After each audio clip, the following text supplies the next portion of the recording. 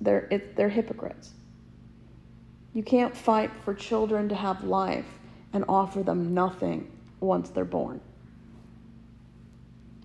Trump is now cutting Medicaid. So a lot of people who are single mothers and need assistance are going to be up a creek without a paddle. And everything that isn't centered around God, extreme forms of Christianity, believes it as a grooming device. So some key characteristics in moral panic in churches: exaggerated threat. It involves a significant exaggeration of threat posed to religious and moral values. There's a focus on deviance from natural heterosexual behavior.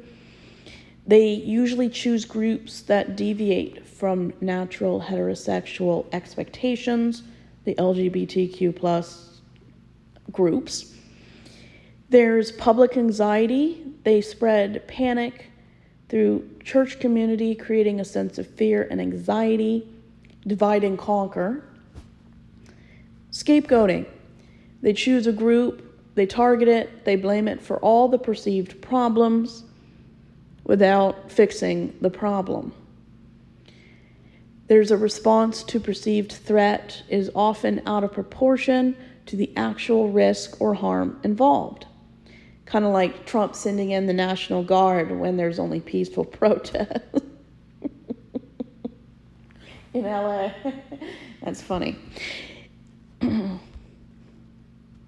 Examples of moral panic in churches. We talked about the Satanic panic.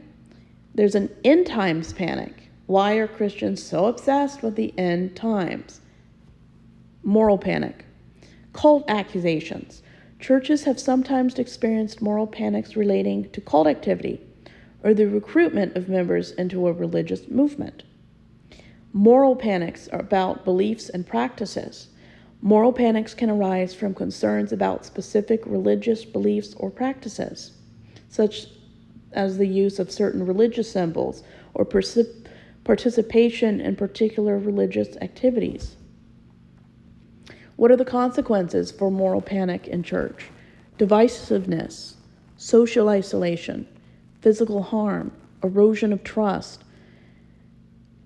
Factors contributing to moral panics: media influence, social anxiety, religious fundamentalism, lack of critical thinking. The reason why churches burned Harry Potter in the 2000s is because of imagined threat. There is no Satan. There is no demonic forces. Nothing is good or evil. It's all about, is it legal? And does it harm people? That's what decides whether something is good or bad. Is it legal? And does it do harm? And just because something does harm doesn't mean it should be banned. If that were true, nobody would be smoking or drinking or vaping. As long as things are legal and everything in society runs smoothly, we need to stop doing the moral panic, because it's starting to feel like we're in Salem, Massachusetts these days.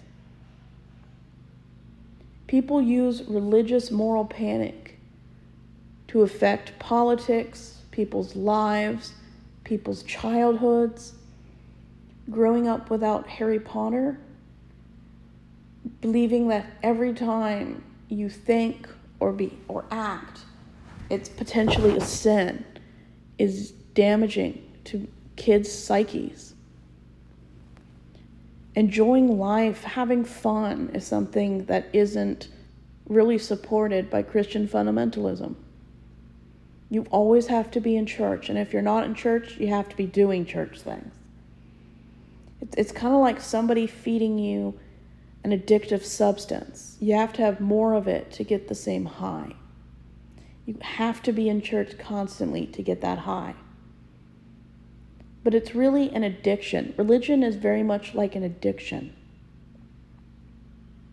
And the person in charge of your religion, usually a god, you act around this person like you would an alcoholic. It's a toxic, unhealthy relationship. And if any group or deity uses fear, panic, indoctrination, thought-ending comments, this isn't a place that you want to be, and you better not want your kids to be there. Because anytime there's a power toxic imbalance between people of significant more life experience and spiritual authority, you're going to have abuse. And it's not always the illegal type of abuse that goes on. Because spiritual abuse is very, very real. And later on, we'll talk about how these 1,200 reasons I left religion affected me. What I was diagnosed with, what I deal with every day due to the toxicity of these groups. We need to stop doing the moral panic. We need to realize that if there is a problem, there's usually a very simple solution. Have discussions with your kids. Very few kids would smoke, drink, and have unsafe sex if their religious parents or conservative parents had a simple, easy communication. One conversation. Parents believe a child will do anything if they find out about it. This is not true.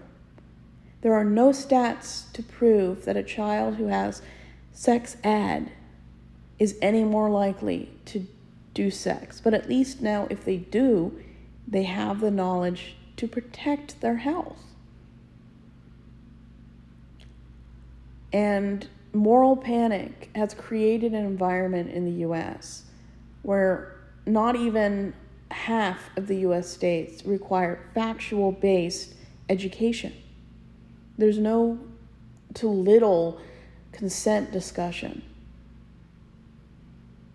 People's moral panic has repressed people's sexuality and autonomy to the point where when they finally get married or are ready to have certain experiences, they have to go to counseling to get over the negative pitfalls of the moral panic they survived when they were younger.